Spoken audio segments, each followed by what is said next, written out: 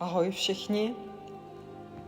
Dnes chci mluvit o úplňku ve Lvu, který bude zítra 1.2. a o vstupu Neptunu do Berana. Co nás čeká? Já vám tady nebudu slibovat zázraky, ani jak si přitáhnout hojnost, nebo jak zářit. Já chci mluvit o tom, jak přestat hrát divadlo. Čeká nás totiž kombinace, která je pro ego docela nepříjemná. Úplněk ve Lvu a vstup Neptunu do znamení Berana. Pokud máte pocit, že se vám v posledních dnech hroutí představa o tom, kým vlastně jste, nebo cítíte divnou únavu z vlastního sebeprezentování, nejste v tom sami. Tohle není období zázraků. Tohle je období odmaskování. Masky padají.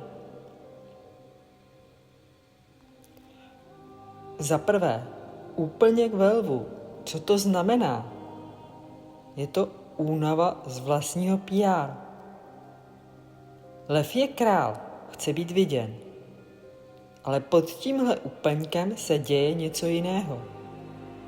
Lev se dívá do zrcadla a poprvé ho nezajímá, jestli mu sluší hříva, ale jestli pod ní ještě vůbec někdo zbyl.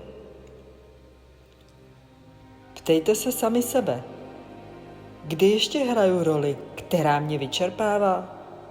Je to v práci, ve vztahu, nebo i sami před sebou, když si nalháváte, že jste v pohodě? Ten tlak na to být něký, mít značku, být prospěšný, pod tímhle úplňkem prostě praská. Možná zjistíte, že už nechcete nikoho přesvědčovat o své hodnotě. A víte co? To není rezignace. To je svoboda. Za druhé, Neptun v Beranu. Od iluzí k syrové pravdě. Tady se děje ta největší změna. Neptun byl roky v rybách, v mlze, v citech, v nekonečném snění. Teď vchází do Berana. Beran je oheň, je to akce, je to já jsem. Neptun v Beranu nám bere růžové brýle. Už nestačí o věcech jen snít nebo manifestovat u svíčky. Neptun v Beranu rozpouští naše falešné motivace. Dělám tuhle práci, protože mě baví, nebo protože chci, aby mi ostatní tleskali? Jsem v tomhle vztahu, protože miluju, nebo protože se bojím samoty? Neptun v Beranu vás nenechá utéct do meditačního úkrytu. Chce po vás, abyste se podívali na svou syrovou, neupravenou podstatu bez filtru a bez Instagramu. Co to znamená? Možná se teď cítíte divně prázdní. Možná máte alergii na motivační citáty a na lidi, co se neustále usmívají. To je v pořádku. To je alergie na neautentičnost. Tento moment není o tom začít dělat velké věci. Je o tom přestat dělat věci, které nejste vy. Když si sundáš masku lva a přestaneš si s Neptunem něco nalhávat, zbude jen to, co je skutečné. A to skutečné je sice někdy děsivé, ale je to jediný pevný bod, o který se můžeš opřít.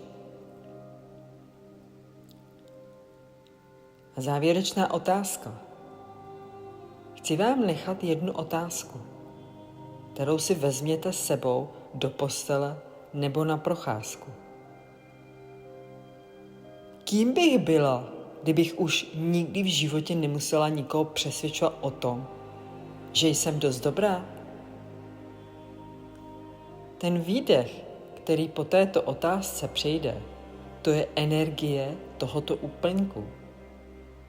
Úleva z toho, že už se nemusíte snažit. Tak zůstaňte opravdoví, protože teď už nic jiného nefunguje. Je to jako probudit se po 15 letech s kocovinou a zjistit, že to vůbec nebyla dobrá party. Neptun byl totiž v rybách 15 let a někteří mohli žít v iluzi. Někteří si můžou pokládat otázky, jestli to, co jsem dělal, bylo opravdu to, co jsem dělat chtěl. Tohle je všechno. Já vám děkuju za pozornost. Budu se těšit u dalšího videa, ať už tady na YouTube nebo na Hero Hero, kde rozebírám sny. Takže pokud vás to zajímá, nebo pokud jste se v tomhle viděli, napište mi to do komentáře. Já vám děkuju za pozornost, mějte se hezky, ahoj.